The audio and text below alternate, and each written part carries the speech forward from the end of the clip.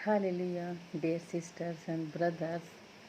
आप लोग हर दिन वचन सुनते हैं, समझते हैं, वचनों को ग्रहण करती हैं। आप कितने आशीषित हैं, कितनी आपकी सफलता के रास्ते खुलते हैं, खुले हैं, अब तक खुल चुके हैं। आप लोग कमेंट बॉक्स में लिख सकते हैं कहाँ तक सफलता आप लोगों को प्राप्त हुई है। निष्ठा से करने वाले काम हमेशा सफलताएं मिलती हैं। तो प्रभु आप लोगों के लिए आज का वचन भेजा है। नीति वचन के 12 अध्याय के 5वें वचन में लिखा है, धर्मियों की कल्पनाएं न्याय ही की होती हैं, परंतु दुष्टों की युक्तियां छल की है। यहाँ पर है जो प्रभु को मानने वाले और यहाँ प्रभु को नहीं मानने वाले।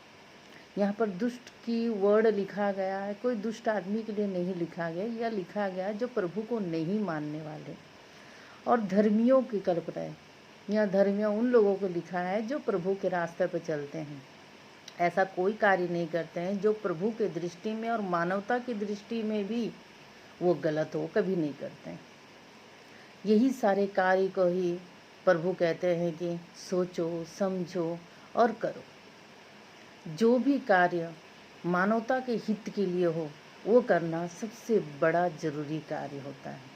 तो यहाँ प्रभु ने हमें वचन भेजा है, धर्मियों की कल्पनाएं न्याय ही की होती है। न्याय मीन्स किसी की हानि ना होना, किसी को दुख ना पहुँचाना, और जो भी कार्य करें उसका परिणाम अच्छा होना, ये सारे कार्य ही न्याय की होती हैं। इसमें किसी को भी दुख नहीं मिलता है और परेशानियां तो मिलती ही नहीं है। तो न्याय जो करता है धर्मी करते हैं, और धर्मी कभी भी गलत न्याय नहीं करेंगे। जो करता है धर्मी होकर भी गलत न्याय, वो धर्मी बनने के लायक नहीं है। और प्रभु कहते हैं, परंतु दुष्टों की युक्तियाँ छल ही की होती हैं। यहाँ छल की बात वो होता है जो किसी से छल करना नहीं। यहाँ छल की बात है अपने मर्जी के मुताबिक, अपने लाभ के लिए, अपनी सफलताएं के लिए, अपनी दृष्टि में सही साबित होने के लिए कुछ भी कार्य कर ले, वो होता है उन लोगों की छल की बातें।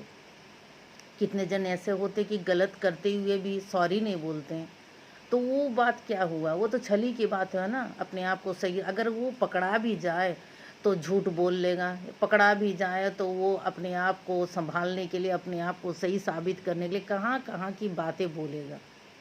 तो ये सारी बातें प्रभु कहते हैं दुष्टों की युक्तियाँ छल की ही होती हैं।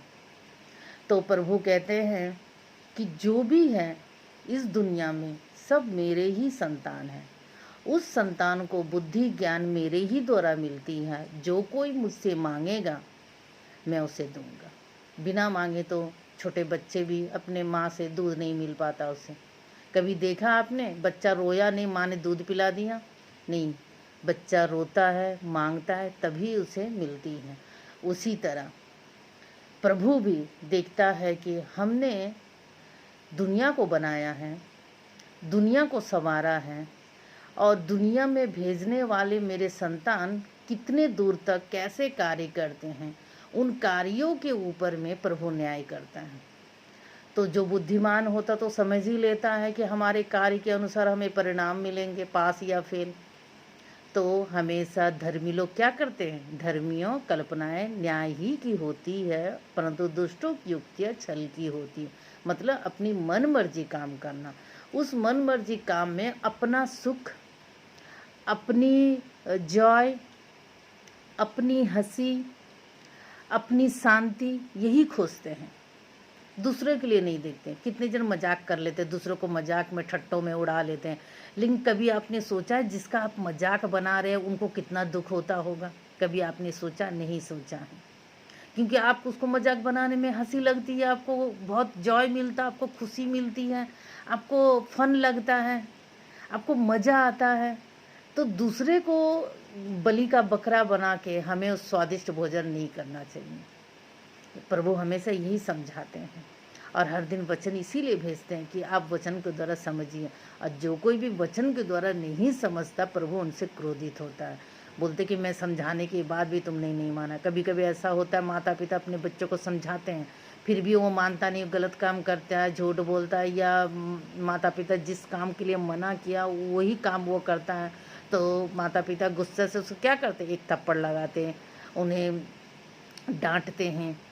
तो उसी तरह प्रभु भी वह कहता है कि मेरी बात तुम्हें माननी पड़ेगी, नहीं मानोगे तो तुम उसका भी परिणाम भुगतोगे।